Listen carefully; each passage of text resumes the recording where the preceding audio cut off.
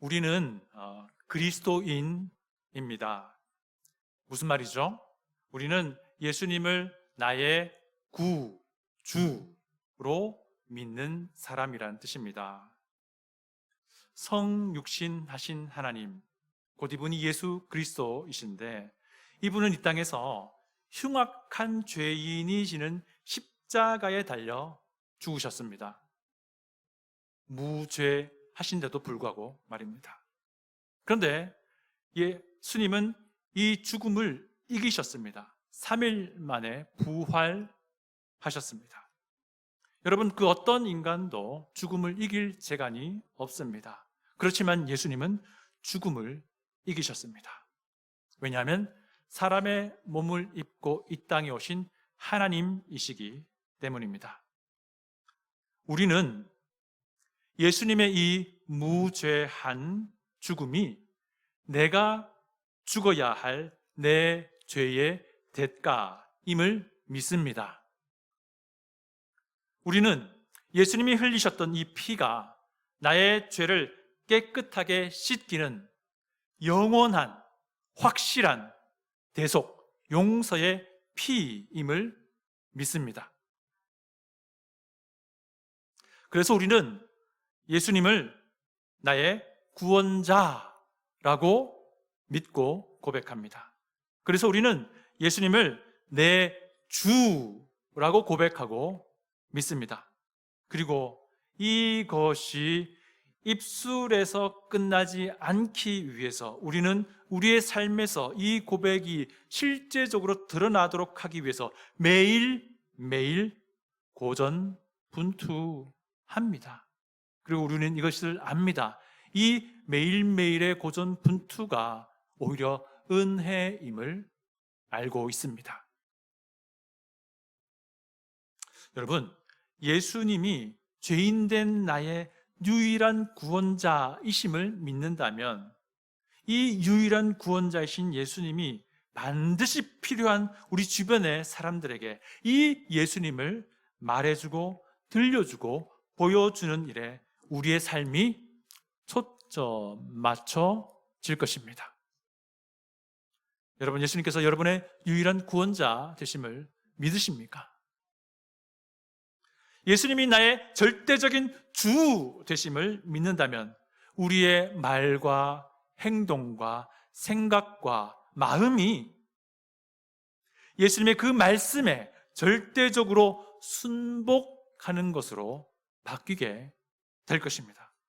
여러분의 주 되신 분이 예수님이심을 믿습니까?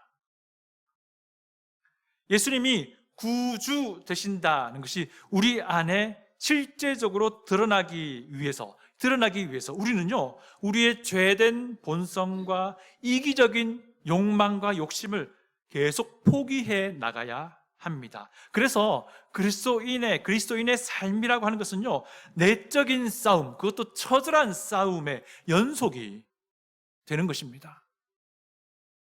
그럼에도 불구하고 예수님의 구주 되심이 진리이고 생명이고 유일한 길, 그런 삶임을 우리가 알기 때문에 오늘도 기꺼이 순복하며 살아가는 겁니다.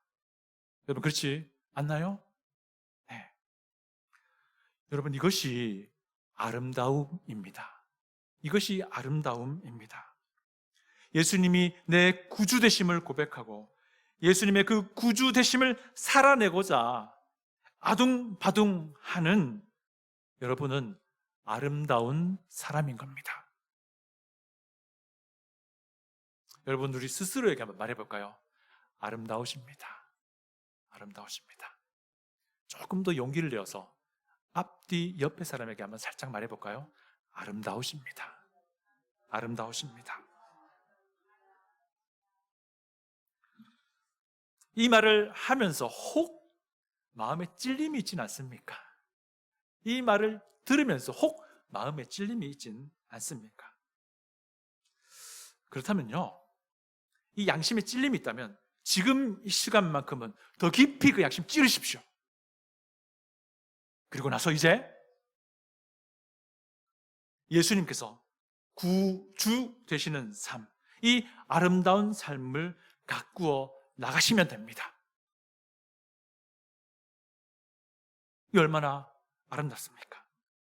이런 사람들이 함께 하는 모임이 생수교회입니다.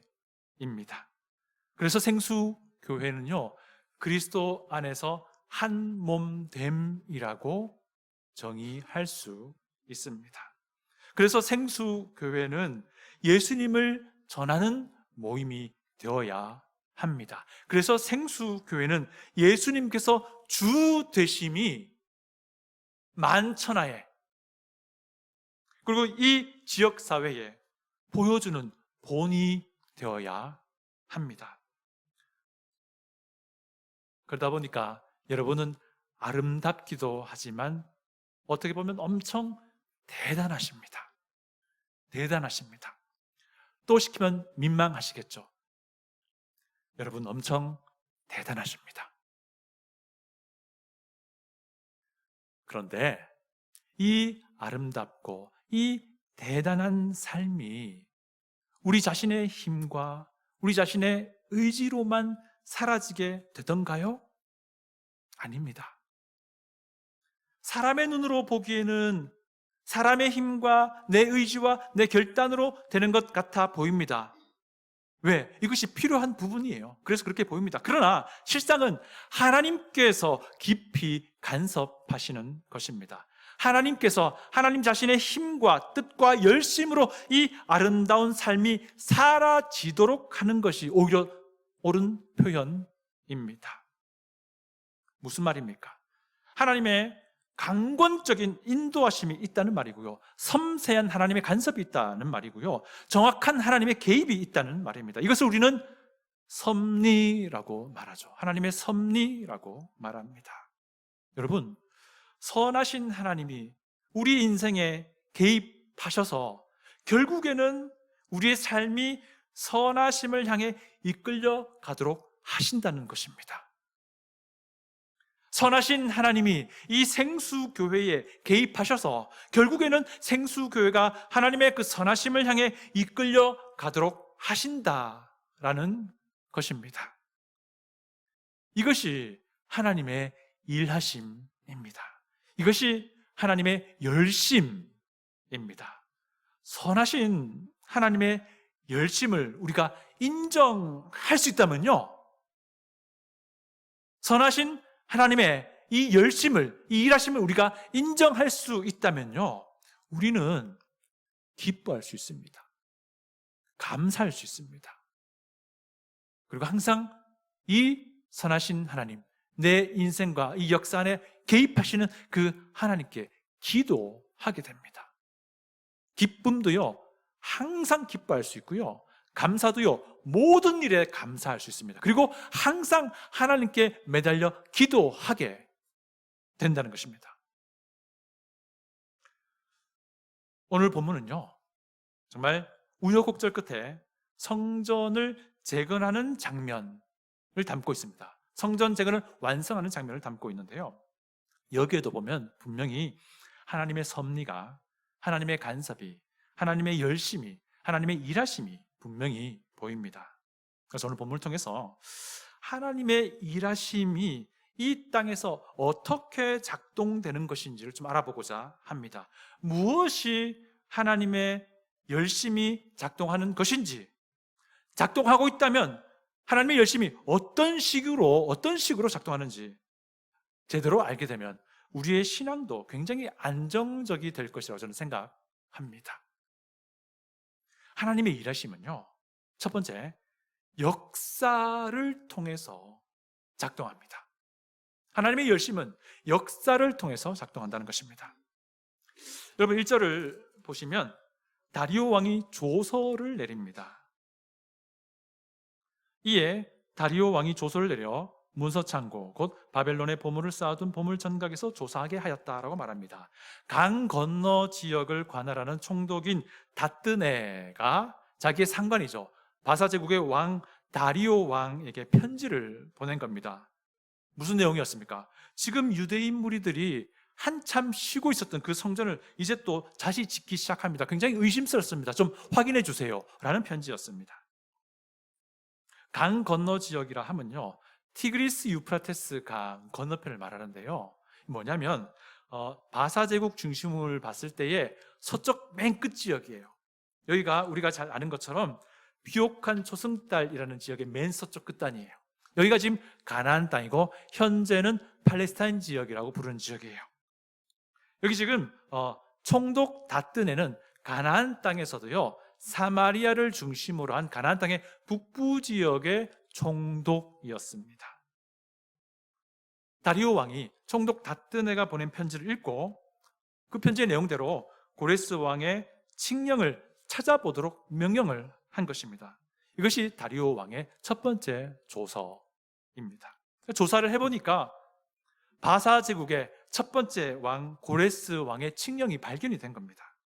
그 칙령의 내용을 보니까 유대인들이 하는 말과 똑같습니다. 심지어 고레스 왕은 재건될 성전의 규모까지 명시해요. 3절을 보시면 그 규모가 나오는데요, 높이가 60규빗, 너비가 60규빗이라고 합니다. 1규빗은 45cm 정도 됩니다. 쉽게 보면 50cm라 보시면요, 0.5m라 보시면 돼요. 이 정도 규모로 지으라라고 고레스 왕이 칙령에 포함했다는 겁니다. 근데 만약에 이 규모로 지어졌다면요, 솔로몬 성전보다 훨씬 더 웅장한 건물이 될 겁니다. 왜냐하면 솔로몬 성전의 길이는요 60규빗, 너비는 20규빗, 높이는 30규빗이었어요.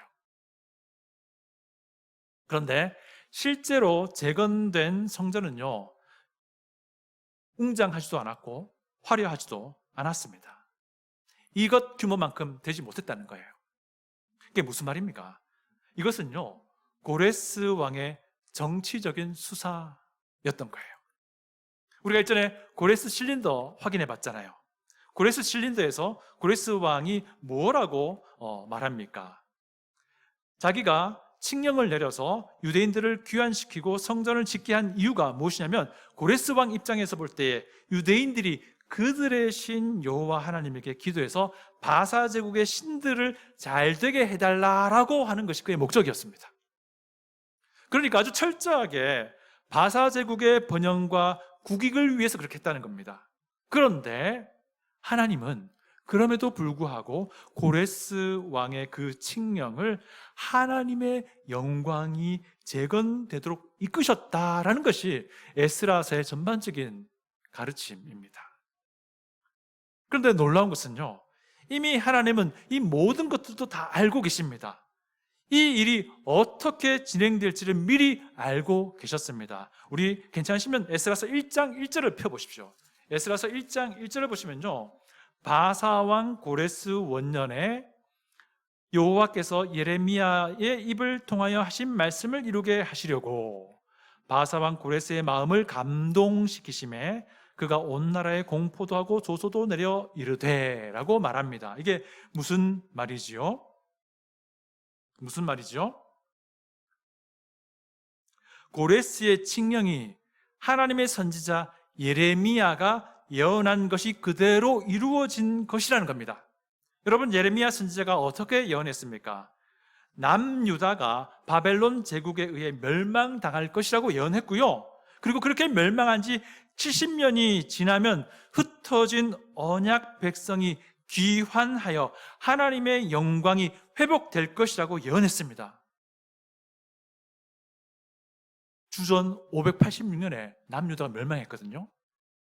그리고 오늘 내용이 나오지만은 주전 515년, 약 70년하고 조금 더 뒤에 성전이 완공이 돼요. 재건됩니다. 어쨌든 이 일을 통해서 우리가 알 수 있는 것은요, 고레스 왕의 칙령이라는 것이, 이 역사적 사건이 하나님의 개입하심이며 하나님의 간섭이었다라는 것을 말해주고 있습니다. 심지어 하나님은 고레스의 마음도 움직인 겁니다. 그래서 그가 이 칙령을 공포하게 되었다라는 것입니다. 이 역사적 사건 안에 하나님의 일하심이, 하나님의 열심이 들어가 있다라는 그런 의미입니다. 고레스의 칙령을 찾아낸 다리오 왕은 두 번째 조서를 내립니다. 내용인즉슨 선왕인 고레스 왕의 칙령을 내가 그대로 따라갈 것이니까 총독 다뜨네, 당신은 유대인들의 성전 재건을 막지 말고 오히려 도우라는 내용이었습니다. 가나안 지역에서 거두어질 그 세금으로 성전 재건 경비를 공급하라는 내용이었습니다. 심지어 유대인들이 그들의 하나님에게 예배할 때 필요한 모든 것들도 다 공급하라는 내용이었습니다. 심지어 누구라도 지금 내가 내리는 이 칙령을 변개해서 성전 재건을 방해하면 그는 사형당할 것이라는 경고도 포함되어 있습니다. 그래서 이 두 번째 조서에 따라서 성전 재건은 속도를 내기 시작했고 결국 공사 재개 5년 만에 주전 515년에 완공이 됩니다. 그것을 15절을 이렇게 말합니다. 다리오 왕 제위 6년 차 아달월 13일에 완공되었다라고 말을 합니다. 여러분, 그런 데 있잖아요. 다리오 왕도 성전 재건 명령을 내린 사실 속내가 있습니다. 다리오 왕 역시 바사 제국의 안녕과 바사 제국의 국익을 위해서였습니다. 여러분, 본문의 10절을 보시면요, 이런 말이 있습니다. 그들이 하늘의 하나님께 향기로운 제물을 드려 왕과 왕자들의 생명을 위하여 기도하기라. 왕은 누굽니까? 자기예요. 왕자는 자기 아들들이에요. 다리오 왕 역시 철저하게 바사 제국의 번영과 바사 제국의 국익을 위해서 이 두 번째 조서를 내린 겁니다. 그래서 다리오 왕이 하늘의 하나님이라고 말할 때와 귀환한 언약 백성들이 자신을 소개할 때 천지의 하나님의 종이라고 말할 때 그 의미가 완전 다른 겁니다. 다리오 왕의 속내는 그래, 너희들이 주장하는 바 하늘의 하나님인 거예요. 그래, 너희들이 말하는 여호와 하나님이 바사 제국의 안녕과 번영을 위해서 돕도록 그렇게 기도하라라는 그런 의미예요. 그런데 그럼에도 불구하고 하나님은 다리오 왕의 공사 재개 명령이 하나님의 영광의 회복이 되도록 이끄셨다라는 겁니다. 이 일에 대해서 6장 마지막 절 22절은 이렇게 말합니다. 6장 22절을 보시면요, 이런 말씀이 있습니다. 즐거움으로 이랫동안 무교절을 지켰으니 이는 여호와께서 그들을 즐겁게 하시고 또 아수르 왕의 마음을 그들에게로 돌려 이스라엘의 하나님이신 하나님의 성전 건축하는 손을 힘있게 하도록 하셨음이었더라 라고 말합니다. 아수르 왕의 마음을 움직이셔서 성전 건축을 완성하게 하신 분이 누구시라고요? 여호와 하나님이셨다라는 이 말입니다. 여기서 아수르 왕이라고 말하죠. 이건 무슨 말인 거니? 아수르 제국하고 그들을 이어나온 바벨론 제국하고 그들을 이어나온 바사 제국을 통칭하는 겁니다. 이게 무슨 말인 거니? 공사 재개를 명령했던 바사 제국의 다리오 왕도, 그 전에 유대인들의 귀환을 명령했던 바사 제국의 첫 번째 왕 고레스 왕도, 그리고 그 전에 남유다를 멸망시켰던 바벨론의 느부갓네살 왕도, 그리고 그 전에 북이스라엘을 멸망시켰던 아수르 왕도, 그리고 그들이 했던 그 모든 일도, 그리고 그때마다 벌어졌던 그 모든 사건도 사실은 하나님의 섭리에 따라 이끌려졌다는 것을 말해주고 있는 부분입니다. 하나님의 정확한 개입이 그때마다 있어 왔다라는 겁니다. 여러분, 그렇다면요, 하나님의 일하심이 역사 안에서 작동한다라는 표현도 맞긴 하겠지만 어쩌면 하나님의 일하심은, 하나님의 열심은 역사 밖에서 역사를 운영한다라고 하는 표현이 더 맞습니다. 왜? 하나님이 이 역사를 움직여 가시기 때문입니다. 여러분, 이 세상에서 벌어지는 수많은 사건과 수많은 사고들, 급격하게 변화되는 세계 질서, 바라보면은 정말 매일매일 멀다 하고 점점 더 악해져가만 가는 이 세상을 보면서 너무 괴로워하지 마십시오. 너무 두려워하지도 마십시오. 선하신 하나님은요, 이 모든 것들에 일일이 정확하게 개입하실 것입니다. 그리고 선하신 하나님은요, 불의한 것들이라도 비참한 것들이라도, 참혹한 것들이라도요, 하나님의 선하심을 향해 가는 도구로 만드실 겁니다. 이것이 하나님의 일하심입니다. 이것이 하나님의 열심입니다. 이런 하나님의 일하심이 내 인생에게도 있다면 얼마나 감사한 일입니까? 이런 하나님의 열심이, 이런 하나님의 일하심이 우리 생수교회 안에도 있다면 무슨 염려와 걱정이 우리에게 있을 수 있겠습니까? 단언컨대 예수님을 구주로 믿고 고백하며 그렇게 살아가는 하나님의 백성 각자에게 하나님의 이 일하심이, 하나님의 이 열심이 함께 하십니다.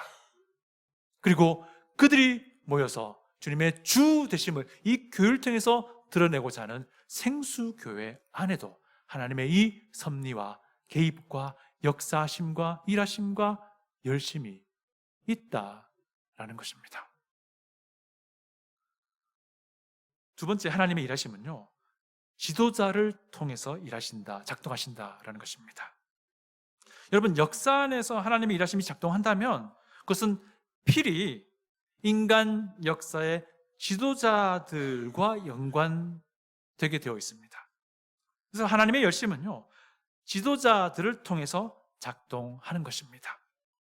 오늘 본문에 등장하는 지도자들 중에 누가 보입니까? 다리오 왕이라는 지도자가 있습니다. 그리고 총독 다뜨네라는 지도자가 있습니다.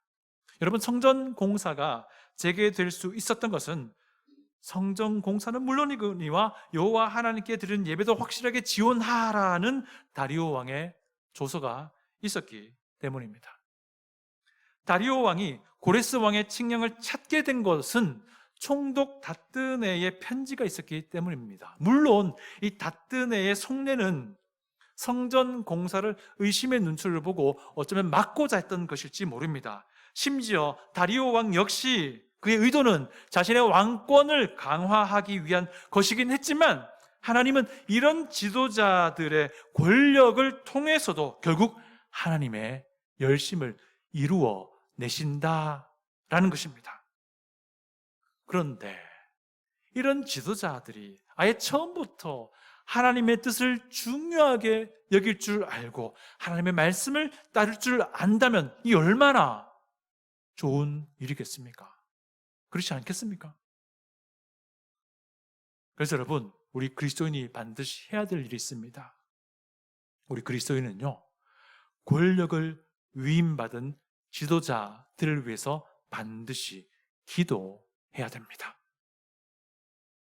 미국의 트럼프 대통령을 위해서 기도해야 됩니다. 그의 강요들을 위해서 기도해야 됩니다. 상하원 의원들을 위해서 기도해야 됩니다. 그리고 판사들을 위해서 기도해야 됩니다. 조국 대한민국의 이재명 대통령을 위해서도 기도해야 됩니다. 그 행정부의 장관들을 위해서도 기도해야 되고요. 국회의원들을 위해서도 기도해야 되고요.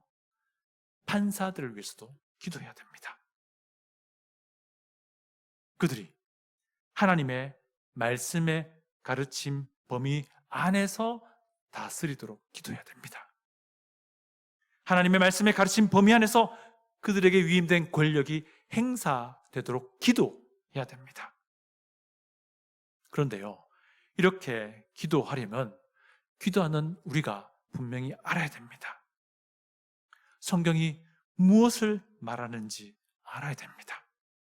그리고 성경의 가르침을 근거로 무엇이 옳은 것인지, 무엇이 그런 것인지 판단할 수 있는 능력이 우리에게 구비되어야 합니다. 여러분이 태어나고 자라고 배우면서 형성된 우리 스스로의 능력과 성향에 따라서가 아니고요, 성경 말씀에 따라서 분별해낼 수 있어야 한다는 것입니다. 우리의 정치적 성향에 따라서가 아니고 성경 말씀이라는 공통된 근거를 가지고 평가하고 판단할 수 있어야 한다는 것입니다. 이런 역량이 길러져야 됩니다. 그래야지 지도자를 위해서 기도할 수 있지 않겠습니까? 교회에서는 정치 이야기 하지 않는 것이라고 다들 생각합니다. 기본적으로요, 교회에서 정치 담론을 지체 간에 서로 이야기할 수 있어야 합니다. 그런데 우리가 조심하는 이유가 있습니다. 왜 그런지 아세요? 안타깝지만 우리 각자가 이 정치 이야기를 나눌 만한 역량이 아직 갖추어져 있지 않기 때문입니다. 그래서 조심하는 겁니다.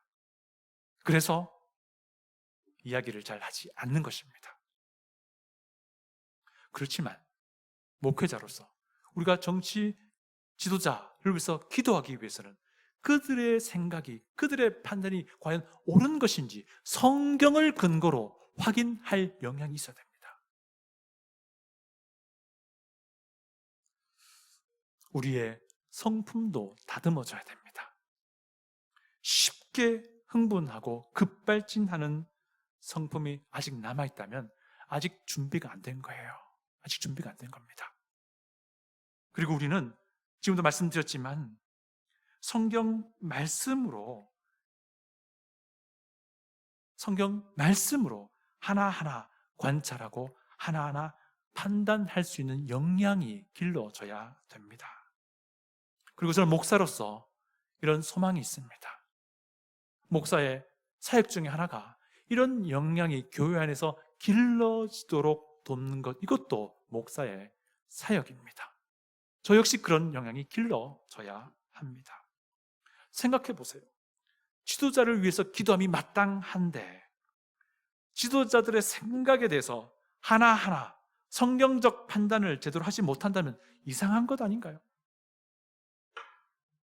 그리고 또한 어쨌든 각자가 내린 이 성경적 판단이라고 하는 것이 서로 용납할 수 없을 정도의 차이가 생긴다고 한다면 굉장히 심각한 문제입니다. 뭐냐면요, 어느 한쪽이든 혹은 둘 다 성경적 판단, 그들의 성경적 판단에 문제가 있다는 뜻이에요. 이런 역량이 우리에게 필요하다는 것입니다. 이런 역량이 갖추어질 때 그때 우리는 정치 담론도서로 이야기할 수 있을 겁니다. 여러분, 권력을 위임받은 지도자를 위해서 기도하시기 바랍니다. 지도자의 생각과 지도자의 권력이 하나님의 말씀 범위 안에서 행사되도록 기도하시기를 부탁드립니다. 동시에 우리는 역량을 길러야 됩니다. 성품도 갖추어야 되고요, 우리 각자의 성향과 선호가 아니라 성경 말씀이라는 공통된 근거로 지도자를 평가할 수 있어야 됩니다. 그리고 그렇게 평가된 우리 각자의 결과가 서로 용납할 수 있는 범위 안에 들어올 수 있도록 그렇게 우리가 역량을 키워야 되는 것입니다. 그때 우리는 교회 안에서도 기도하는 마음으로 이 정치적 담론을 나눌 수 있게 되는 겁니다. 이렇게 될 때 우리가 지도자를 위해서 또한 기도할 수 있게 되는 것입니다. 세 번째, 하나님의 일하심은요, 말씀을 통해서 작동합니다. 14절 보시면요, 언약 백성이 학개와 스가랴의 권면을 따릅니다. 그리고 그렇게 따랐더니 성전 건축이 형통해졌다 말합니다. 14절 봅니다. 유다 사람의 장로들이 선지자 학개와 이도의 손자 스가랴의 권면을 따랐으므로 성전 건축하는 일이 형통한지라. 이스라엘 하나님의 명령과 바사왕 고레스와 다리오와 아닥사스다의 조서를 따라 성전을 건축하며 일을 끝내되라고 말합니다.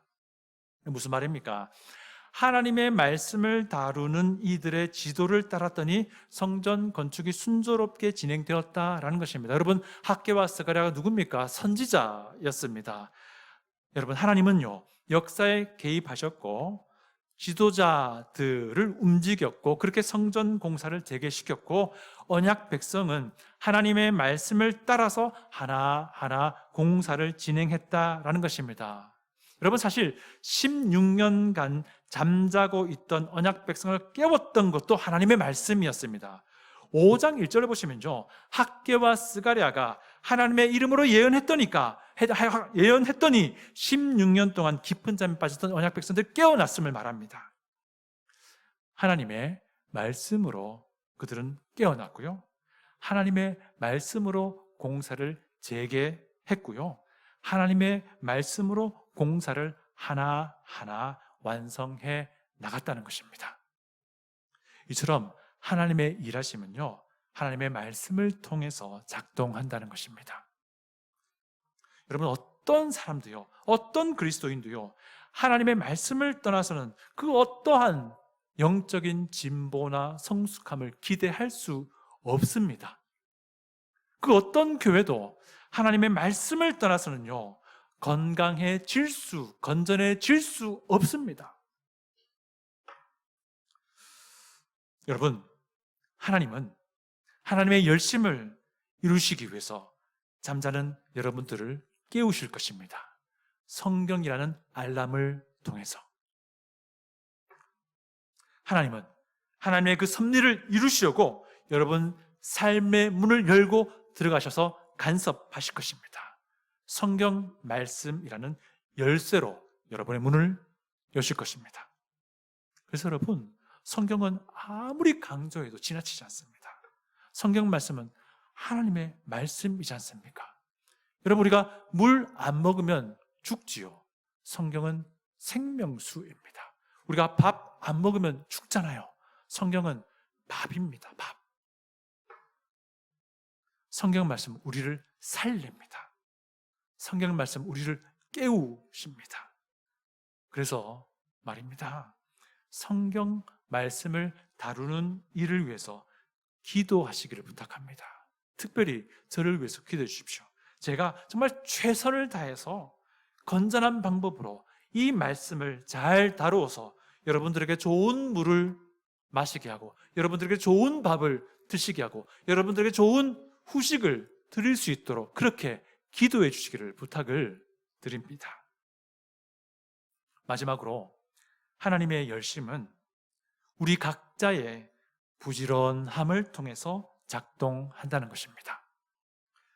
14절 우리가 봤잖아요. 성전 건축하는 일이 형통했다라고 말합니다. 그리고 성전을 건축하며 일을 끝냈다라고도 말합니다. 15절도 마지막을 보면 이런 말씀이 있습니다. 15절도요, 마지막을 보면은 성전 일을 끝내니라 라고 말합니다. 여러분, 굉장히 짧은 문구인데 저는 이 안에서 무언가 읽혀지는 부분이 있습니다. 언약 백성 하나하나의 땀과 수고가 읽혀집니다. 네, 맞습니다. 역사를 움직이신 하나님, 지도자를 사용하시는 하나님, 말씀으로 일하시는 하나님, 이제 그 하나님은요, 언약 백성 하나하나의 땀과 수고를 통해서 일하신다라는 것입니다. 여러분, 5장 8절을 보시면요, 의심의 눈초리로 성전 공사를 막으려던 다뜨네 총독이 공사 작업을 하던 언약 백성 일꾼들을 묘사하는 부분이 있습니다.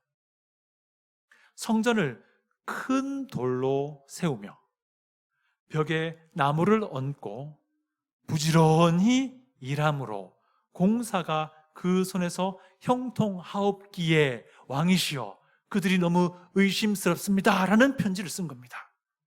다뜨네는 의심에 찬 눈이었습니다. 다뜨네는 성전을 공사를 재개한 유대인에 대해서 부정적인 마음이었습니다. 의심의 눈초리로 바라보던 다뜨네 총독에게 비춰진 언약 백성이 어떤 모습이라는 것입니까? 헌신하고 땀을 흘리고 수고하는 모습으로 비춰졌다는 사실이에요. 놀랍지 않습니까? 자기 입속을 차리는 이기적인 모습은 보이지 않습니다. 힘들긴 하지만 다 같이 조금이라도 돕고자 하는 그런 모습이 의심의 눈초리로 바라보는 다뜬의 총독에게도 보여진 것이에요.